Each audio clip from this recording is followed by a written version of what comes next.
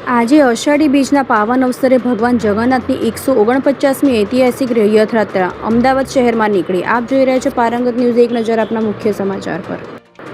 જગન્નાથપુરી બાદ દેશની સૌથી મોટી ભગવાન જગન્નાથની 149મી ઐતિહાસિક અને પૌરાણિક રથયાત્રા આજે અમદાવાદ શહેરમાં નીકળી છે। આજે સવારે 4 વાગ્યે ભગવાન જગન્નાથની મંગળા આરતી થઈ હતી, જેમાં કેન્દ્રીય ગૃહ અને સહકારી મંત્રી અમિત શાહ પરિવાર સાથે હાજર રહ્યા હતા। મંગળા આરતી કર્યા બાદ ભગવાનને વિશિષ્ટ ખીચડાનો ભોગ ધરાવાયો હતો, જે બાદ ભગવાન જગન્નાથભાઈ બલરામ અને બહેન સુભદ્રાને રથમાં બિરાજમાન કરાયા બાદ મુખ્યમંત્રી ભૂપેન્દ્ર પટેલ પરંપરાગત પહિંદ વિધિ કરી રથયાત્રાને પ્રસ્થાન કરાવ્યું હતું। સૂર્યોદય થયાની સાથે જ ભગવાન જગન્નાથ નગરચર્યાની નીકળી ગયા છે અને નગરજનોએ અલૌકિક દર્શન આપી રહ્યા છે।